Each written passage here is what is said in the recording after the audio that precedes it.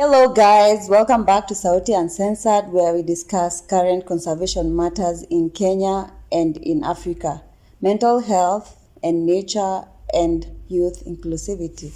I am Julia Kangara, you can call me Julie, and I'm joined by Her Highness, Yani Blago Environmental Content.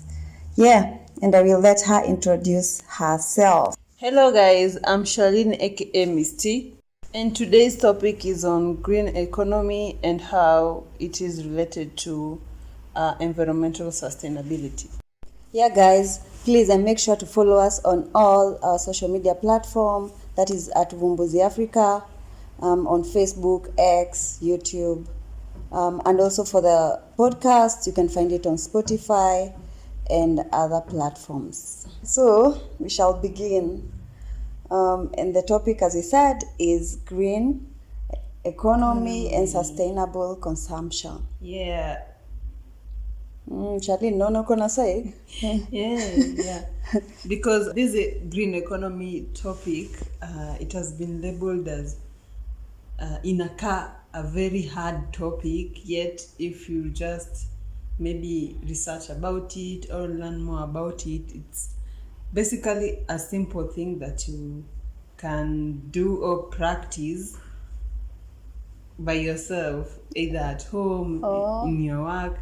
Hiyo tu jina green economy ndio inakaa. So it means wameipea jina mzito tu kutushtua. Ni kama tusakina economy pia inakaa jina mzito, but it's basically things that you like, approach that you take to foster sustainability, reduce environmental risk, and promote your social well-being. So what you're basically saying is that green economy is economy that aims for sustainable development without degrading the environment, right?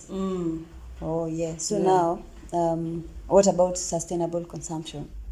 Sustainable consumption, for me, is basically using the resources that we have right now in an efficient manner, in a way that it won't compromise the future people who are going to use it, or also using resources efficiently that it won't deplete. For example, environment. If you maintain it, if you conserve it, at least a future generation who are coming after CC, they have the chance to enjoy what we enjoyed. Like for example, our ancestors, the way they left, uko ukena ushago, so unapatanga tu kuna kale kamti kenyenga kwanga tu ushago imeachoka shadow. When you want to relax, maybe kama kwa nyumba kuna a lot of kuna joto mingi, you can go somewhere and relax. That is something that was left for us, for the future generations, by our ancestors. So mainly tu ni hiyo. That is what I can say. And then the main focus ya hii green economy is to try and create a balance between economic development and environmental stewardship, in a way that trying to create jobs, create green jobs, and at the same time conserving the environment. So the main focus, I can say, is to create the balance between the economic development and environmental stewardship. Yeah. What are the ways that we can create the green economy and also the sustainable consumption? So when you're talking about green economy, there are some goals that we have to achieve in order to say that we are a green economy country or a green economy area. For example, we have to protect and conserve the environment. This is by basically educating people, creating awareness, especially since we are youths and we have learned more about this green economy through research, through trainings, maybe workshops. When we were in the universities, we were taught about green economy. So we have to advocate for it by creating awareness and also being trainers of trainees, trainees of trainers. Teacher You can teach people about your green economy, maybe in an easier way, especially when you go to the rural communities where they don't understand about your green economy. You can come up with a workshop or a training session where you can impact them with knowledge about your green economy in a way that they can understand. Maybe even you can do it through mostly they don't want, because sana sana if you go to the rural areas, they value when you show them maybe pictures or videos of something, or yani environmental to sustainability. So yeah, through awareness. Also, since the main issue is climate change, we can educate them on how to combat climate change through climate change training and education, how to reduce pollution, because this will help in conserving the environment. Also, pollution is something that we faced mainly in the urban areas. And then through economic growth, where we can invest in renewable energy, that is solar, solar, easy eco stoves. And by investing in them, also we are going back to the youth. There are some youths who can be trained on how to kuweka hizo solars, the impacts, maybe kukiwa na radi, what are you supposed to do? So this will help them, they gain the knowledge that, of course, you can go to teach in your communities and people in your area.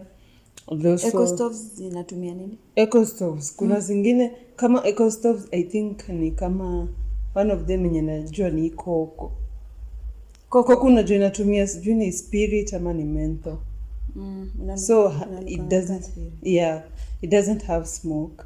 Also for eco stoves, I think even I don't know if jikoko is an eco stove, but I know also Nizo zenye zinatumianga nini za round? Yeah, and then there's another one, I don't know, I can't demonstrate it when I talk, but I can. It's like ni kama tu hii stove yetu ya kitambo, but it doesn't have kitambi.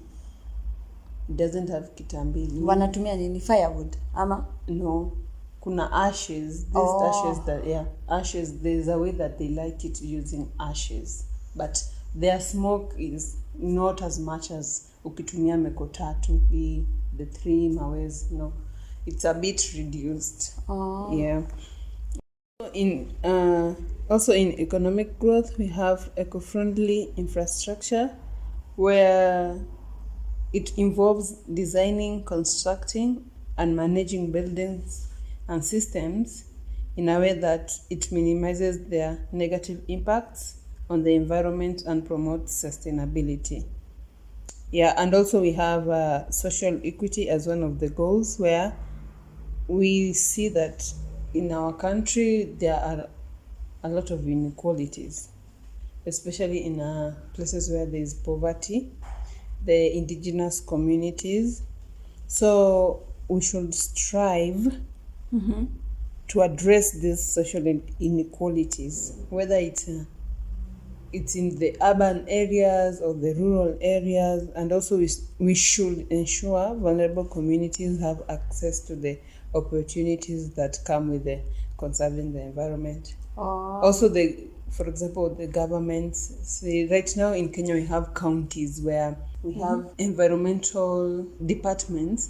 They should also be able to share the benefits of your sustainable development equally amongst the social groups, whether you're from the vulnerable community, the marginalized, of course people with disabilities, whether it is in terms of jobs, is of sharing resources, because we have a lot of cases, especially when it comes to the vulnerable people, that they don't get to maybe enjoy or have access to the resources that benefit them. So in order to achieve the green economic goal, you have to make sure that all those people share the benefits equally. And also we should promote equity, and also pia address your equality and equity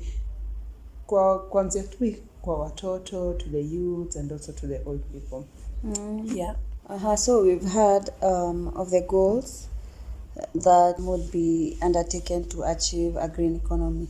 Now, so for us to achieve the goals, we will actually focus on some sectors, and the sectors would be renewable energy, green buildings, sustainable transport, waste, water, and land management. Yeah, because those are the most like things that have to be focused on for sustainable consumption. Right.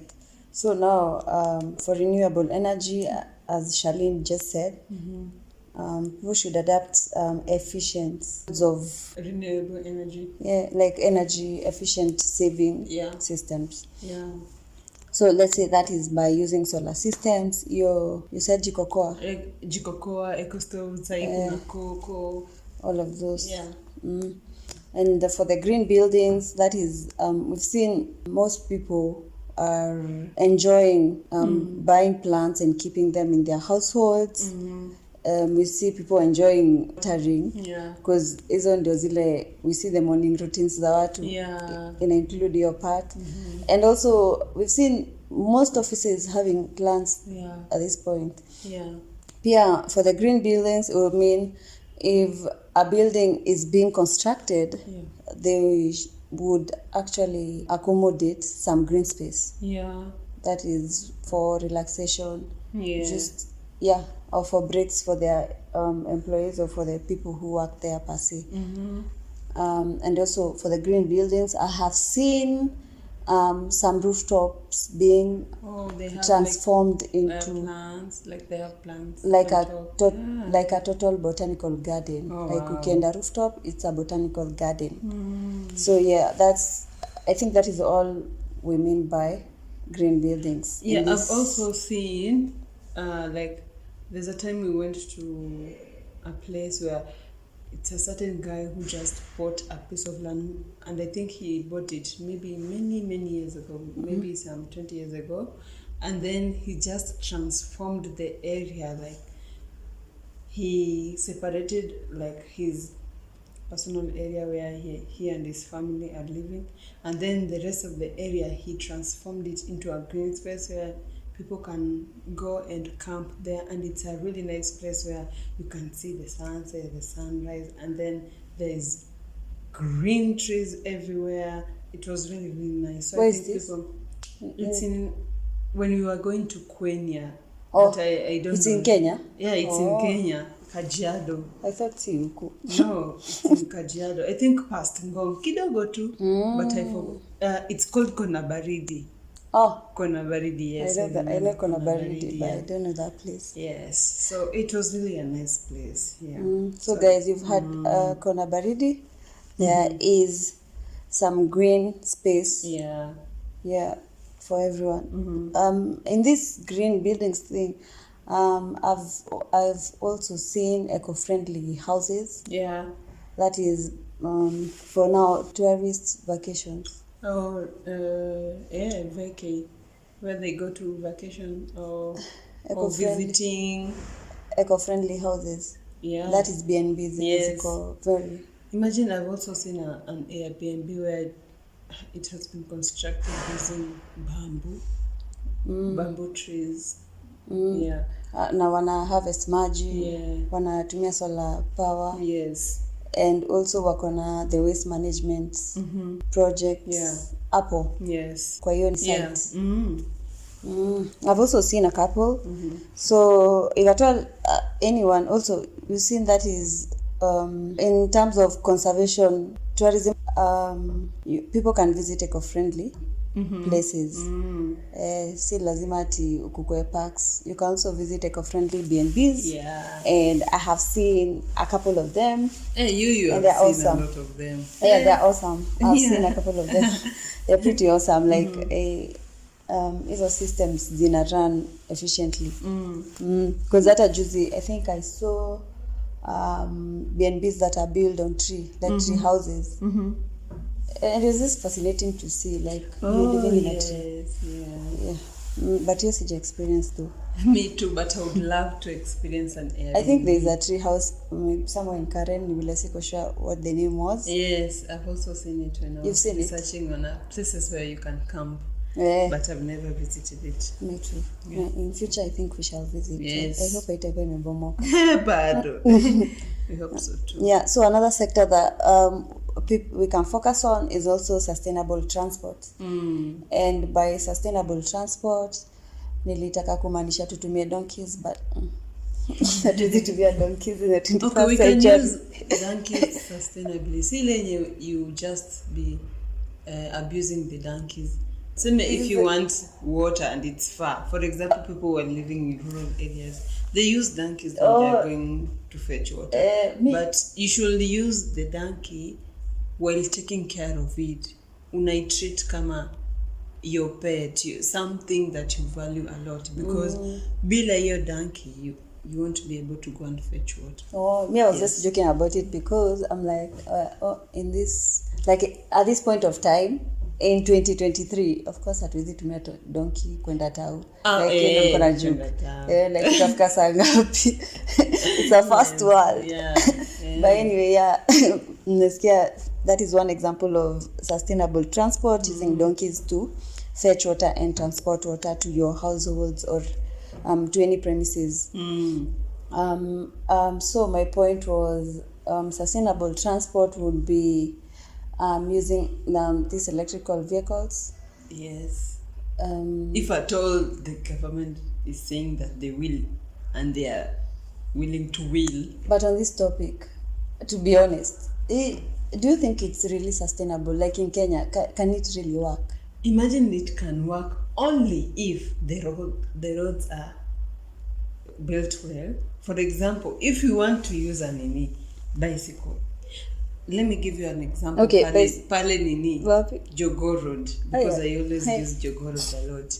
First of all, the barabaras, the roads are so squeezed that even you'll find pedestrians walking on where the vehicles are. Like on the main road? On the main road. Pavements. Because there are no pavements. So we should first start with constructing roads in a way that there are the main roads and also pavements, and also at least you'll find pathways for bicycles. For bicycles, it's only like a straight line. Like they are so thin, it take a lot of space compared to now vehicles. The question is, just to construct. Okay, we are constructing those roads. We construct the main road for the vehicles. Then there is the pavement for pedestrians. Then there is a pathway for bicycles. So what do they now? Wako tu hapa kwa baiskeli pia. Wako hapo tu kwa baiskeli. The way Kenya is, I'm so sure si watu wa pavement bado tutasukuma na tuandu. Of course, in Kenya is like the Nduthi will come, or the vehicle, and then you're competing. Who is going to pass first? Is it you or is it the vehicle? So I think that should be first. I think before they say that we are bringing electrical bicycles, motorcycles, barabara, where are they? Sense. Yeah, where are they first? Totally. Yeah. Yes, because I experienced this, of course, when I was in Germany. The roads for bicycles, it's a lot compared to the roads for vehicles. Like a lot of people cycle to work, to the beaches. Like network, it's a wider network. Right? Yes. Or like it's almost everywhere. And also, they have trams and trains. Like in the city, it's easily accessible. Unaweza shukishwa tu hivi mbele ya apartment yako. So by 2030 unaona kama tutakuwa tumefika hapo? No. Kama bado tutakuwa tuna struggle. Hatutafika. Hauna hope. I'm just speaking juu tangu hii agreement, hii Paris agreement on sustainable development. Tangu hiyo siku we are only like we are in 2023. We are only 7 years to year 2030. So it's only talking. It's all talk. Hakuna action. Yeah. But maybe let's just say, let's give them the benefit of doubt. Maybe in future what I consider. Maybe Rwanda. Not in future what I consider. They should start implementing it. Yeah. In Rwanda, I have seen the pathway for pedestrians, and I have seen the pathway for bicycles. Yeah, and it's like na feel ni kama it's very, what would I call it, very serene. Yes. Like hata ukiwa hapo una feel very peaceful. Yes, and it also makes you kama unatembea tu, as in, because also kama kwa pavement there are flowers, there are plants. If you're connected with nature, you'll be very, very happy when you're walking, and then you're just there touching those flowers and stuff. Yeah. But anyway, na feeling ni kama in this country, before something just is allowed to grow, hiyo nayo imesurvive, like it has fought. Yeah. Because I don't know, even the soil, sijui nini imefanya soil. When you're trying to plant something, it's dying. I don't know why. Sijui pia soil, unajua pia soil huwa inakuwa affected na pollution. Yeah. So probably hiyo maji yenye ilikuwa affected na pollution, if it goes straight to the soil, that was going there. Yeah. So yeah, that's for the sustainable transport. In my opinion, that electrical vehicle thing, I don't think in this country at this time it can work. Kwa I mean, but let me say, if I'm going all the way to, let me say Kiricho for example, ngosho nitapata hizo nini, hizo charging stations, and are the roads viable? Okay, yes, another point ndio hiyo. After constructing the roads nicely, they should also have the charging places, charging stations. Now the charging stations should be enough, because hatutaki pia kukuwe na congestion penye kuna line pangeleka kwa metro ya gari kucharge. Yeah, after constructing roads vizuri, hiyo charging station pia zikuwe enough. So what you're saying, when you umesema, I see we have a long way. I think it's kind of like a vision 2050 at this point. Yeah. But anyway, maybe like me, I feel as if maybe in future we may get some good leaders sometime. Yeah. When they will just shock us. Yes. But anyway, in our dreams. In our dreams, I think. Yeah. But we can still be hopeful. Let's just keep the positivity. Yeah. So another sector that people can partake in sustainability for the green economy would be waste management. That is managing your waste. Yeah.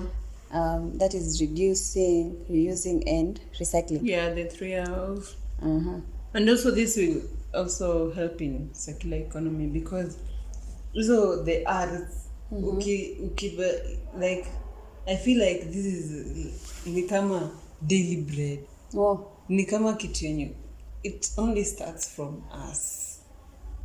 For example, acha nikwambie, I was in a conference yenye someone aliamka akauliza question, how do you go about a situation where you've already planted the trees, and then so you know the seedling, is it the seedling? The trees also always come with a black paper bag. Yeah. So after removing the black paper bag, where do you put it? And then the professor, who was one of the participants, aliamka akasema, that is just common sense. Ukiwa na hiyo karatasi kwanza umeitoa tu vizuri. Of course, kama uko na watoto, they'll just remove it maybe and throw it somewhere. Or ama they'll kunja the paper and then they'll stack it maybe with the tree that you're planting. Just remove it very, very well. And then you can take the papers. Kama kuna beans, just instruct the kids ndio ile beans, you can put it there. Or kama umeitoa vizuri, it can be reused. Yeah, it can be reused. I was thinking, so inaanza na sisi, it starts with us. Usishinde tu unasema ati, the people who are going to pick the papers, where are they, nini? So, huku Kenya sijaona kama wana sort hizo litter beans for waste management. See, you get what I'm saying? Yeah, most of the places they don't have hizo beans za kusort waste. Yeah. Like But sasa hata hiyo pia before we get there ndio iko an easier way ya kurecycle. Sijui ita take how long. But we are getting there. We will for sure get there. Have you seen them? Have you seen that this is litter bin for paper, litter bin for plastic? I think NEMA, so you know NEMA, yeah, the organization. I think they really try to push for your sorting out the waste. By the time unaenda kupeleka hizo waste for pick up, at least they know hii ni food waste, hii ni plastic, hii ni detergent, hizi inakuanga food waste, plastic na glass. At least I think I saw something about NEMA. They're trying to employ that and they're trying to create awareness on that. Oh, creating awareness, because me sijaona bins zozote. Bins, the only place where I saw maybe that was some of the supermarkets. Supermarkets? I don't know. Me, I saw it in school, in campus. We had it there. We had these bins for plastic, for paper, for food waste. Okay, for me, uko KU, I think I saw one that people would go and dump the plastic bottles. And then I think Chandaria would come and it's like it was a collaboration where Chandaria would come and pick the plastic bottles. Yes. Yeah, I think that would be an efficient way of waste management. Waste management. Yeah. So we're moving forward to the water management. Yeah. In water management, don't leave the tap open. Yeah, just the basic things that you need to do. And also reusing water. Yeah. Yes. So I have seen it in the rural areas kwenye the water used to clean utensils with not really utensils, that the way you peel potatoes alafu una clean potatoes, so the water is dirty. You pour it kwa farm, you put the plants with it. Pia your kitchen, it's treated. It undergoes treatment. Pia then they use it to irrigate. Now for harvesting water, I don't think there is need of an explanation of harvesting rainwater, because I've seen many buildings have incorporated this design. Whereby buildings. Kuna hizo gutters then take water to maybe a storage tank that is underground, just the normal storage tanks that we know. So do you have anything to add on there? No, basically just knowing how to consume water. And of course, when you talk about sustainability or sustainable development, like I said, using the resources to meet your needs, but also remember, those resources are supposed to be used by the future people. So just using them efficiently so that the other people who are coming after us can be able to find something. And I just remember on this topic of water management, also by really conserving our water resources, that is the water towers. Yes. Yeah, so by doing that, I think that is sustainability. The water towers, the lakes, that is like watu wenye wako kando hizo lakes, please, like msi abstract all the water from the rivers and the lakes such that hata downstream hakuna kitu inafika. Let's be considerate of other people and also the future generations. Let's preserve and conserve. And finally, the last thing that we could do to enable this green economy is by land management. This is by not polluting everywhere, not littering everywhere. Just have a main dump site. But at a dump site, by dump site I mean the waste inatumiwa kutengeneza compost site. So that is what I mean per se. But now in Kenya ama in Nairobi, tumeona kuna some place where it's a major dump site. Like uko just Mlima. Cities, most of the cities, they just have a segregation area where, like it's not even a segregation area, it's a dumping site. Dumping site. And that land can be used to build a lot of things, like a lot of buildings that can help. So system yenye iko ni ati the trash kwanza inafika kwa dumping site alafu ndio inasortiwa. Na the way the model I think would be efficient ni inasortiwa fast. Yeah. Kama ni plastic inapelekwa kwa recycling. Kama ni food waste to the composite sites, and then for the electronic waste also where it's supposed to be, and for the glasses also where they're supposed to be recycled. Yeah, but now in Nairobi tunafanya reverse. Tunazipeleka kwa dump sites ndio tunaanza tena kusort. Alafu tunaanza kusort.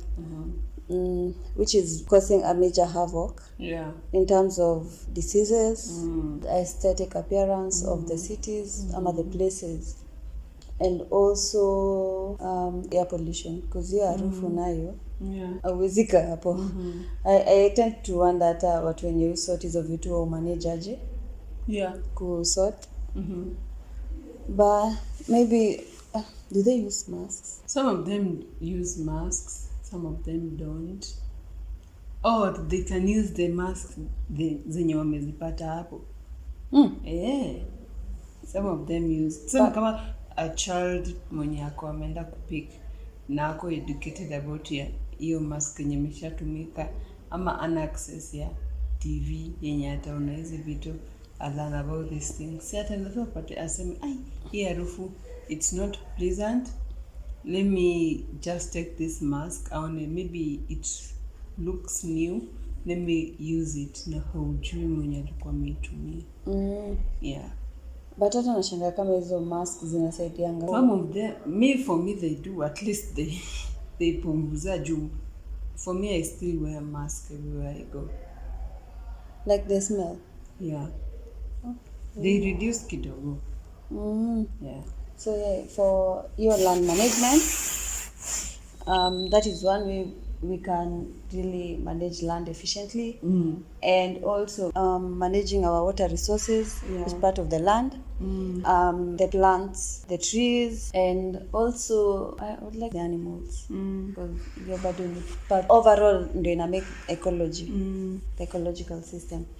So for the land, basically anything you could think about that exists on land to make a perfect system, like a circular system, because now we get food from the plants and also from animals.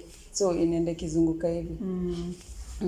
So if it's well balanced, then that would be an efficient land management model.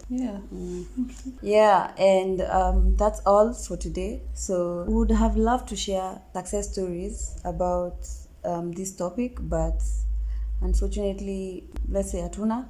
So if anyone has done this on a large scale or even small scale and is inspired to share it with other people, you can holler.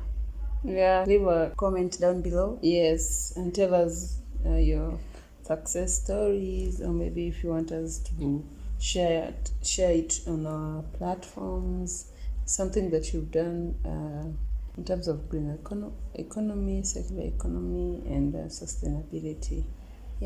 So in all those sectors that we've mentioned, you can just holler and we'll link up to scare what you've done. And that's all for today. Thank you for tuning in, and always come back for more.